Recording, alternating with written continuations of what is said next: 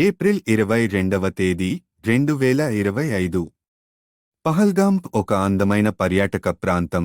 ప్రకృతితో మమేకమైన ఆ పర్వత ప్రాంతం ఒక రక్తపాతం వీక్షించింది. 3 నిమిషాల వ్యవధిలోనే ఆ ప్రదేశం ప్రశాంతత నుండి బాధకు మారింది. సాయుధ ఉగ్రవాదులు ఆయుధాలతో, క్రూరతతో, ద్వేషంతో నిండి వచ్చారు. వాళ్ల దగ్గర ఉన్న ప్రశ్న ఒక్కటే, నీ మతం ఏమిటి? ఎవరు హిందువులు అన్నారో వాళ్లపై తూటాలు వరదల వేశారు. ఒక క్రైస్తవ పర్యాటకుడు పారిపోవడానికి ప్రయత్నించాడు, అతనిని కూడా చంపేశారు. ఒక ముస్లిం పోనీ రైడ్ వ్యక్తి తన ప్రాణాలను పణంగా పెట్టి పర్యాటకులను రక్షించేందుకు ప్రయత్నించాడు. ఈ దురదృష్టవశాత్తు అతనిని కూడా బలిచేశారు. మొత్తం 26 మంది అమాయక ప్రజలు, అందులో చిన్నపిల్లలు, ముదుసలివారు, కుటుంబాలే అక్కడే బలయ్యారు. ఇది కేవలం దాడి కాదు, ఇది మానవత్వంపై చేసిన మోసం. ముంబై దాడుల తరువాత భారతదేశం ఇంతటి దారుణాన్ని మరల చూడలేదు. కాని ఈసారి భారతదేశం మౌనంగా ఉండలేదు. మే 7వ తేదీ భారత ప్రభుత్వం నిశ్శబ్దంగా ఒక కౌంటర్ ప్లాన్ అమలు చేసింది, ఆపరేషన్ సింధూర్. భారత భూభాగాన్ని ముడిపెట్టిన ప్రతి మనిషి శ్వాసలో ఆగ్రహం ఉంది. భారత సైన్యం, నావికాదళం, వైమానిక దళం ముగ్గురూ కలిసి పాకిస్తాన్ ఆక్రమిత కాశ్మీర్ మరియు పాకిస్తాన్ లోపల ఉన్న ఉగ్రవాద స్థావరాలపై 9 ఖచ్చితమైన దాడులు జరిపాయి. జైషె-మొహమ్మద్ ప్రధాన కార్యాలయం బహవల్పూర్లో ఉంది. లష్కరే తోయిబా స్థావరం మురిద్కేలో ఉంది. వీటిని సుదీర్ఘ సాంకేతిక విశ్లేషణ తరువాత బాంబులతో దులిపేశారు. ఇది సాధారణ పరస్పర కాల్పులు కాదు. ఇది అంతర్జాతీయ సరిహద్దును దాటి చేసిన గట్టి హెచ్చరిక. భారత ప్రభుత్వం ఇది చెప్పింది, ఇది ప్రతీకారం కాదు. ఇది న్యాయం కోసం యుద్ధం.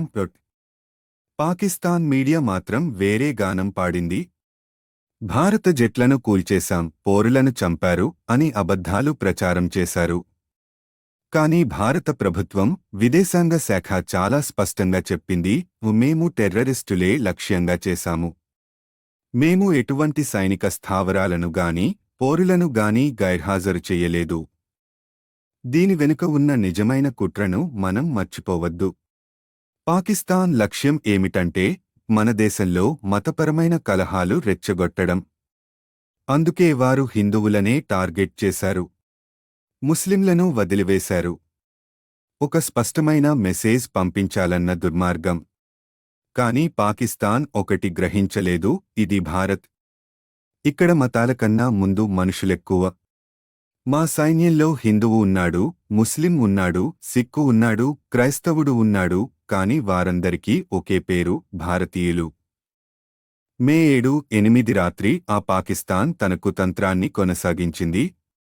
డ్రోన్లు, క్షిపణులు పంపి భారత స్థలాలను లక్ష్యంగా చేశారు. కాని మన దేశం, మన వాయుసేన ప్రతి ఒక్కదాన్ని వెంటనే నిర్వీర్యం చేసింది. ప్రతిస్పందనగా భారత దళాలు ఆ పాకిస్తాన్ రాడార్ వ్యవస్థలను ధ్వంసం చేశాయి. అదే సమయంలో వారు పూంచ్లో ఉన్న గురుద్వారాపై, సిక్కు కుటుంబాల ఇళ్లపై కూడా దాడులు చేశారు.